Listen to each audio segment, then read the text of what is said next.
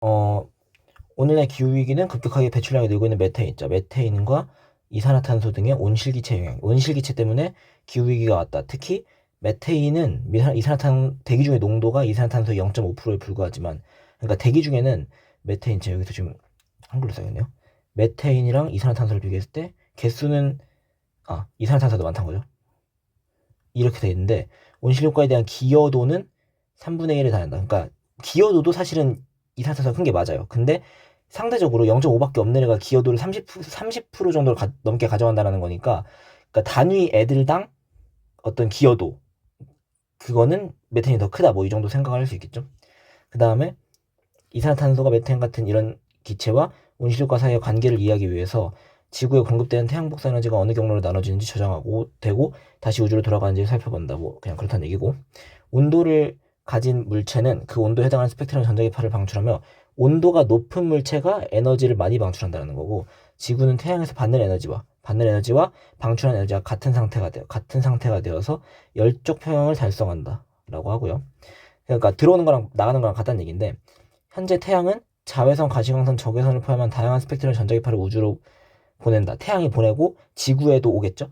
지구에 온 태양의 전자기파 중에 절반 정도가 대기를 통과해 표면에 도착한 후 흡수되어 지구의 온도를 일정하게 유지시킨다. 그러니까 이런 거죠.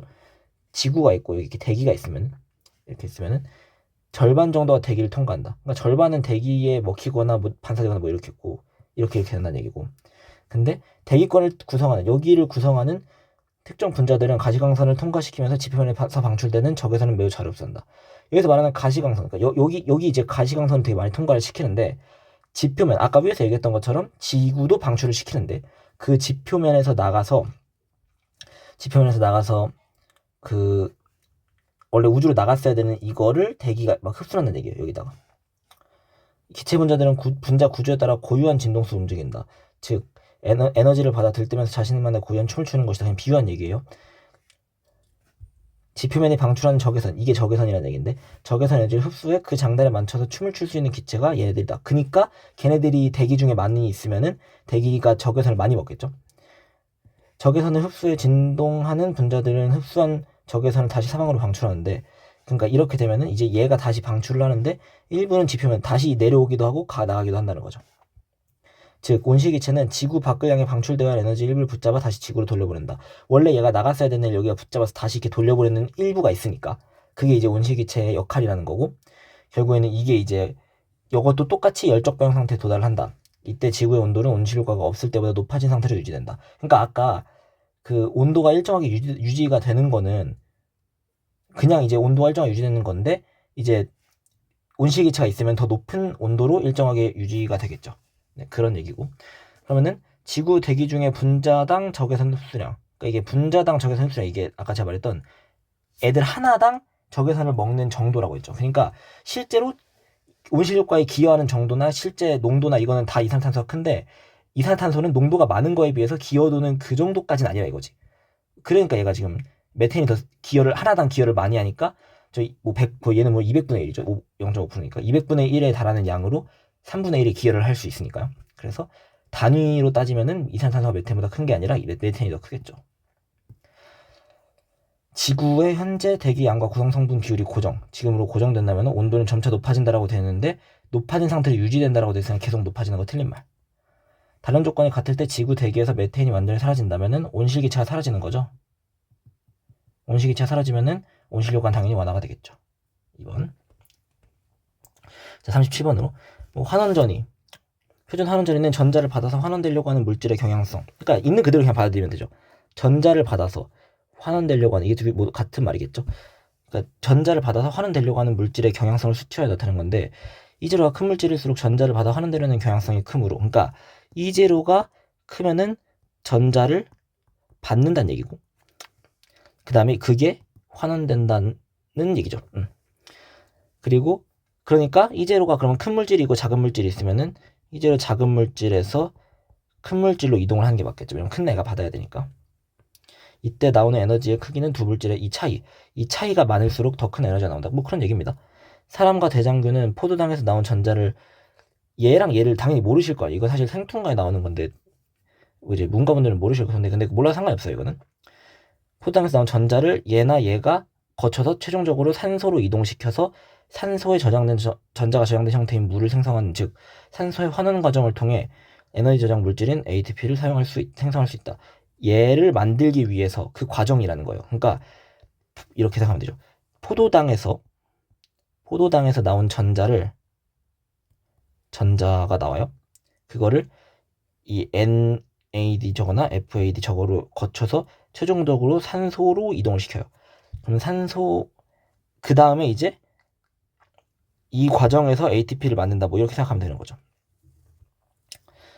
포도당에서 나온 일부 전자는 일부는 여기로 가서 이거를 만들고 일부는 여기로 가서 이거를 만든다. 그래서 얘 형태가 된 다음에, 이게 전자를 먹은 형태인 거죠. 그 다음에 최종적으로 산소로 이동하면서 ATP가 생성된다. 예를 들어서 NAD는 E0가 마이너스고, 아까 E0가 작은 거에서 큰 걸로 간다고 했는데, 산소가 이거니까 둘의 차이인 1.14만큼 하고, FADH2는 2개를 만든다. NADH는 3개의 ATP를 만드는데, 근데 둘의 에너지 차이가 클수록, 아까 에너지 차이가 클수록 더 에너지가 많이 나온다고 했으니까. 네, 그러면 지금 먼저 한번 풀어볼게요. E0가 작은 물질일수록 잃을 가능성이 크다. 당연히 맞는 말이죠. 왜냐면은 크면은 받을 가능성이 크다 했으니까. 그 다음에 FAD의 E0를 물어봤는데, 아까 NAD 플러스가 이거였고요. 산소가 이거여서 이 둘의 차이가 3분자만큼을 만든다는 얘기였는데, 3분자를 만든다는 얘기였는데, FAD의 E0, 그러면은 NAD의 차이보다 FAD와 산소의 차이가 더 작아야 얘는 2분자만 만들 수 있는 거죠. 그러니까 FADH2가 더 작은 에너지를 만드니까, 그럼 FAD는 상대적으로 산소랑 FAD의 그 E0 차이가 더 작아야지 FAD로서 만드는 ATP가 더 작은 개수가 나오는 거니까. 그래서 상대적으로 얘보다, 근데 어떻게 되는 거냐면은 지금 마이너스 0.3이고 NAD 기준이에요. 그 다음에 산소가 플러스 0.8인데, 그러면은 FAD는 얘보다 더 큰 숫자여야지 이 둘의 차이는 더 작아지겠죠. 지금이 1.14인데 얘가 예를 들어서 마이너스 0.112 뭐 이런 식이면은 차이가 더 작아지잖아요. 그러니까 숫자 자체는 더 커야 되겠죠. 산소가 없고 질산염과 푸른, 이건 이제 아래 거 봐야 되죠.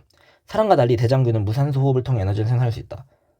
대장균은 산소가 없으면은 얘를 다른 물질로 이동시켜서 에너지를 얻는데, 그 다른 물질에 질산염과 푸말산이 있다. 그럼 이것도 똑같죠.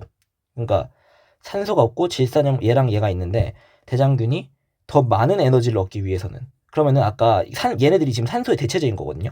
근데 둘 중에 그럼 차이를 더 많이 만들 수 있는 거는 0.3이나 뭐 이런 거랑 비교했을 때 질산염은 플러스 0.4이고 얘는 0.03이니까 질산염을 받는 게 더 차이가 많이 나는 거겠죠. 그래서 최종 전자 수용체로 질산염을 사용해야 한다. 틀린 거. 이렇게 하면 되겠죠. 자, 물체가 움직일 때 물체의 질량과 속도를 곱한 물리량을 운동량. 자, 그러니까 질량 곱하기 속도가 운동량이다라고 하는데, 하나 혹은 그 이상의 물체들로 구성된 어떤 개에서의 물체 운동량의 합은 외부와의 상호작용이 없을 때 항상 보존된다. 외부와의 상호작용이 없을 때 항상 보존된다. 이게 운동량이 보존이 된다는 소리고, 에너지는 다른 형태 에너지에 전환될 수 있다. 이거 전환될 수 있다. 이것도 중요합니다. 다양한 형태의 에너지 중 물체의 역학적 에너지는, 근데 그냥 읽으면 돼요. 역학적 에너지는 운동 에너지와 포텐셜 에너지로 나뉘고요. 그 다음에 이거의 합으로 정의된다. 그리고 마찰이나 공기 저항 등에 인한 손실이 없는 경우 역학적 에너지 당연히 에너지 총량도 보존이 된다. 그러니까 운동량도 보존이 되고 에너지도 보존이 된다. 이렇게 두시고, 운동 에너지는 이 되게 중요한데, 질량분의 운동량의 제곱에다가 절반을 때린 값, 이렇게 얘기하는데, 근데 뭐 이건 사실 물리한 사람들은 알고 있긴 한데 모른다고 가정을 해도 그냥 간단한 수식이에요. 포텐셜 에너지는 위치 변화에 따르는 일을 할 수 있는 능력으로 중력에 의한 포텐셜 에너지, 이게 포텐셜 에너지는 또 두 개로 나눈다는 거죠. 중력 거랑 그 다음에 탄성 포텐셜 에너지로 나뉜다. 중력에 의한 포텐셜 에너지는 물체의 질량과 지표면에서 높이 변화, 그리고 중력과 속도 해서 이 중력 요거가 질량과 높이 변화, 중력과 속도를 곱한 것으로 나타낸다. 자, 그 다음에 상황을 보시면은 MA, MB인 두 물체 사이에 질량을 무시할 수 있을 용수철을 넣고 근접하여 용수철을 압축시킨다. 그러니까 이렇게 한다는 얘기예요. 이렇게 보시면은, 자, 문제를 한번 다시 볼게요. 그게 압축을 시킨 다음에 처음 정지 상태였던 두 물체, 그러니까 평면을 만드는데 이렇게 두 물체가 있고 이 용수철 이렇게 한 다음에 압축시켰다가 빵 쏘는 거죠. 처음 정지 상태에 있던 두 물체를 동시에 가만히 놓으면은 탄성 포텐셜 에너지가 운동 에너지로 전환되어 서로 반대 방향으로 움직인다. 그러니까 현재는 탄성이에요. 탄성인데 반대 방향으로, 그러면 이 탄성이 끊어지면서 그 다음에는 운동 에너지가 될 거고, 얘도 운동 에너지가 된 다음에 그 다음에 속력이 각각 VA, VB라면은 에너지가 2분의 1 MA, VA 제곱. 잠깐만요. A랑 B라고 두면은 2분의 1 MA, VA 제곱, 2분의 1 MB, VB 제곱, 뭐 이런 소리예요. 그 다음에 이 올라가서 이제 공기적 마찰 다 무시한다는 얘기고요. 그 다음에 최고점의 높이, 올라갈 때 최고점의 높이가 여기가 이제 예를 들어서 HA라고 하고 여기를 HB라고 하면은 아까 저희 위에서 봤던 이 공식이 그대로 여기 써있죠. 이걸로. 그래서 그 합이 같다는 게 성립한다. 각자 성립한다라는 얘기죠. 그러면 이게 간단하게 얘기하면은 어디서부터 봐야 되냐면은 그 여기서 에너지를 E라고 하면 여기서가 E란 얘기거든요. 간단하게. 근데 우리 맨 처음에 에너지가 총 보존된다라고 돼 있었잖아요. 그러니까 여기서 E면은 여기서도 E예요. 그러니까 탄성이 압축돼 있던 때에 탄성 에너지도 E란 소리고요. 그다음에 하나 더, 운동량도 아까 얘기를 했는데 그냥 에너지가 처음에 아무것도 없었잖아요. 그러니까 처음에 아무것도 없었으니까 이쪽으로 이쪽으로 해서 둘이 같은 에너지를 계속 가져가는데 그게 여기선 탄성이었다가 운동이었다가 포텐셜, 중력 포텐셜 이렇게 간다라고 생각을 해주셔도 되고요. 뭐 아니면은 이제 아까 운동량 얘기에서 좀 끄집어내면은 운동량의 합이 같다라고 했는데 맨 처음엔 지금 운동량이 아마 같을 테니까, 운동량이 같을 테니까 그거를 가지고서 써도 될 것 같은데 그건 좀 이따 쓸 것 같고, 일단은 그냥 에너지가 총 보존된다는 걸로 이렇게 가져오시면 될 것 같고, 그랬을 때 HA와 HB의 비율은 압축된 정도와 무관하다. 그러니까 얘가 얼마가 압축이 돼 있든 간에 얘랑 얘가 나오면서 가지고 가는 에너지는 똑같아야 되죠. 왜냐면은 얘네가 정지에 있을 때, 맨 처음에 용수처럼 이렇게 눌려서 정지에 있을 때 둘 다 이제 에너지가 똑같았을 거니까 빵 출발한 다음에도 에너지가 똑같았을 거고, 그래서 둘이 에너지가 같다. 그러면은 처음 압축된 정도가 얼마든 간에 비율, 이게 비율이라고 불렀기 때문에 비율과는 무관한 거죠. 처음에 압축된 이 중력, 그 탄성 포텐셜이 같았고 그게 운동 에너지로 전환되고 얘로 전환될 거니까 결국에는 무관하겠죠. 그 다음에 MA와 MB의 비, 여기가 좀 중요한데 이게 분리된 순간 지금 운동 에너지가 똑같잖아요. 그러면은 아까 우리 그 식을 가져가는 거예요. 이거 질량분의 운동량의 절반, 질량분의 운동량의 제곱의 절반이라고 했는데, 근데 어차피 절반은 양쪽에 다 가는 거니까 질량 두 개 비가 1대2, 얘가 1대2인데 그럼 얘는 몇 대 몇이 되냐면은 루트 1대 루트인가요? 뭐 아무튼 간에 이게 1대2가 나오면은 이게 1대2를 제곱하게 되잖아요. 그래가지고 결국에는 에너지가 같게 나올 수가 없겠죠. 에너지가 같게 나오려면은 운동량 이 제곱이 되기 때문에 운동량 비가 1대2가 나오면 안 된다. 그리고 두 물체를 직전에 놓기 직전에 탄성에 의한 최고 에너지는 최고점에 올라갔을 때와 합과 같다. 뭐 이건 당연히 놓기 직전 여기서의 포텐셜 에너지는 최고점의 합과 같다. 맞는 말이겠죠. 에너지가 계속 보존이 되니까. 39번 보시면은 종은 생명체를 분류하는 기본 집단이다. 그냥 하면 되고, 종의 정의 중에 하나는 이제 종이란 생식적으로 격리되어 상호 교배가 가능한 개체군의 집단이다. 그래서 다윈의 진화론에 따르면은 변이가 축적되어서 격리 발생하고 종부나 정의 형성이 일어난다. 그래서 비교적 유성 생식을 할 때는 이 정의가 잘 적용이 된대요. 이 위에서 우리 했던 그 교배에 따른 거가. 근데 무성 생식을 하거나 멸종한 생명체는 적용되지 않는다. 그리고 식물의 경우에는 동물이라면은 발생이 진행되지 않을 비정상적인 염색체수를 가지더라도, 그러니까 동물이면은 염색체수가 비정상적이면 안 되는데 식물은 또 가능하다, 뭐 그런 얘기예요. 우장춘 박사는 종의 교배를 통해 새로운 종으로 진화할 수 있다는 종의 합성 이론, 이게 이제 이걸 제안을 했는데, 배추 속에 속하는 배추 속 이거 진화 단계 이름입니다. 근데 뭐 그냥 배추 속에 속하는 배추 저 놈들이 유전학적으로 관계를 이제 이 삼각형 모델로 제안을 했다. 뭐 한번 보자면은 이게 아까 염색체 수가 비정상적이면 안 된다고 했는데 동물 같은 경우에는 근데 이에 따르면은 자연적 교배를 통해 한 종의 염색체에 또 다른 종의 염색체가 추가되어 두 종의 염색체를 모두 가지는 또 다른 종이 생성된다. 모두 가지는 이거 좀 중요합니다. 예를 들어서 원래 10이랑 9, 그러니까 예를 들어서 배추랑 하면은 10, 10이니까 자식도 10이 나와야 되거든요. 그 같은 종이니까 염색체 에서 똑같아야 되잖아요. 근데 배추랑 양배추랑 섞으니까 둘 그냥 합한 게 만들어지고 얘랑 섞으니까 또 이게 만들어진다 이 소리죠. 그러면은 뭐 같은 논리로 가보지만 어차피 계속 더해질 거니까 에티오피아 흑겨자랑 양배추가 교배되는 데잖아요. 흑겨자 N은 8이고 양배추 N은 9니까 17이겠죠. 그러면은 흑겨자의 염색체 수는 8개니까 얘보다 큰 거 맞는 거죠. 그러니까 왜냐면 흑겨자는 정상적인 애고 에티오피아 겨자는 이상하게 섞인 애니까. 기억에 따르면 기억이 아까 맨 처음에 했던 우리 저 정인데요. 배추와 양배추는 다른 종을 볼 수 없고 배추 N은 10, 양배추 N은 9니까 아까 쟤는 그 상호조배 아까 쟤는 그 염색체수 비정상적인 거 그 얘기를 했었잖아요. 그러니까 상호 교배가 가능하고 변이가 적죠. 그러니까 배추와 양배추는 다른 종을 볼 수 없고. 근데 이제 얘는 아까 그 첫 번째 정의 같은 경우에는 상호 교배가 가능하면 되거든요. 근데 배추랑 양배추 지금 교배를 해서 유치가 나왔죠. 그러니까 얘는 다른 종을 볼 수 없는 게 맞는 거고. 그 다음에 니은 같은 경우에는 흑겨자와 갓을 다른 종을 볼 수 있다. 흑겨자가 지금 N은 8이고 그 다음에 갓은 잠시만요. 갓이 저기 있구나. 갓이 여기 있네요. 여기 있고 여기 이렇게 있으니까 쟤 같은 경우에는 다른 종의 교배를 통해 새로운 종으로 진화했다 했으니까 다른 종의 교배에서 새로운 종이 됐으니까 갓이랑은 다른 종이겠죠. 그래서 새로운 종이니까 그래서 맞는 거 다른 종을 볼 수 있다니까. 기억이 같은 종으로 분류하는 말티즈와 푸들 사이에서 말티푸가 태어났대요.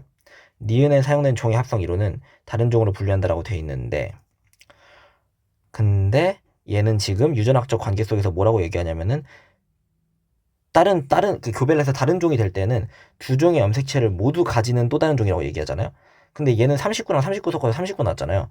그러니까 이게 둘 다 가지고 있는 게 아닌 거지 새로운 종이 아닌 거예요. 그래서 다른 종으로 분류를 안 합니다. 이렇게 위에 있는 정의대로 그냥 가시면 되고요. 40번을 보시면은 한 조직에서 합성되어 다른 조직으로 이동해 그 조직의 생리활동을 조절하는 호르몬, 이게 호르몬의 정의죠. 뭐 합성돼서 다른 쪽으로 이동해서 뭐 생리활동을 조절하는데 펩타이드계랑 스테로이드계 두 개로 구분을 합니다. 대부분의 스테로이드계 호르몬은 극성도가 낮아서 세포막을 쉽게 투과하여 세포 내부에서 직접적으로 신호되는 물질을 작용하지만 그러니까 세포가 있으면은 스테로이드계는 들어온다는 얘기고요. 그 다음에 펩타이드계 같은 경우에는 세포막을 못 투과한다는 소리예요. 그래서 어떻게 하냐면은 얘는 표면에 존재하는 여기 수용체랑 결합을 하고 이로 인해서 수용체의 구조적 변화를 통해서 내부로 신호를 전달한다. 그 얘기고 동물 스테로이드라고 해서 근데 다 들어가는 게 아니고 동물 스테로이드는 쉽게 투과하지만 식물 스테로이드계는 BR이라고 하는데 이거는 동물 세포와 식물 세포는 큰 차이가 없는데도 세포막을 못 투과한대요. 자 이때 BR이 펩타이드계 호르몬과 유사하게 이제 뭐 이렇게 되는 건데 표면 수용체 뭐 이런 연구를 하겠다는 거죠 지금부터. 그 BR 생합성 유전자와 BR 수용체 유전자. 그러니까 얘는 못 들어가니까 표면에 수용체가 있을 거 아니에요. 그러니까 세포가 있으면은 여기에 이제 수용체가 있겠고 여기 이제 BR이 들어가야겠죠. 이런 논리인데 BR 생합성 유전자 얘는 뭐냐면은 BR을 만드는 거고 수용체 유전자는 BR을 받는 그 아까 요 놈을 말하는 거죠.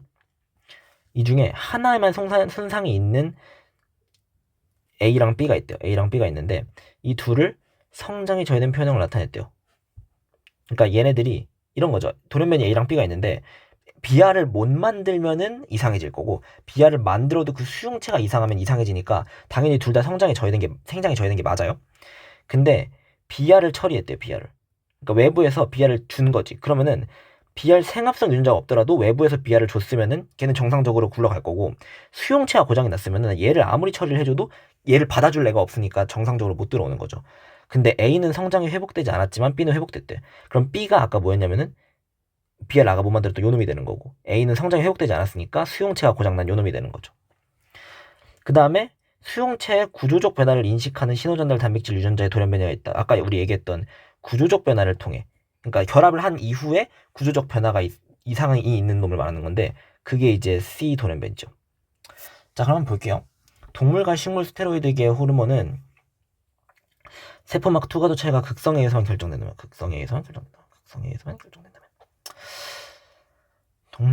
동물과 식물에서 극성에 의해서만 결정된다면 BR은 동물 스테로이드계 호르몬보다 극성도가 높을 것이다. 그 아까 극성 얘기를 잠깐 다시 돌아가 보면은 스테로이드계는 극성도가 낮고요. 펩타이드계는 극성도가 높다라고 우리가 얘기를 했는데, 문제는 식물은 통과를 못하죠. 그러면 식물은 극성도가 높으니까 통과를 못하겠죠. 그래서 얘는 얘보다 극성이 높은 게 맞는 거죠. 그 다음에 이거 실험은 A는 BR을 합성하지 못하고 B는 수용체 이상이 있다. A는 수용체 이상이 있고 B는 생합성 문제니까 반대로 얘기했죠. BR 처리 후 B는 C와 유사한 변형. 자, 여기서 중요한 게 이게 C 같은 경우는 수용체에 들어가고 그 뒷과정에서 문제가 있는 거거든요. 그럼 여기다 BR을 아무리 처리를 해서 이 수용체에 들어가게 해도 그 다음 과정에서 문제가 생기는 거니까 얘는 정상이 안 돼요. 그러니까 이게 회복이 안 돼요, 변형이. 아까 B가 회복이 된 놈이었고 지금 이 C는 회복이 안 된 놈이니까 둘은 유사한 변형을 나타낼 수가 없죠. 이렇게 해서 1번 체크하시면 될 것 같아요.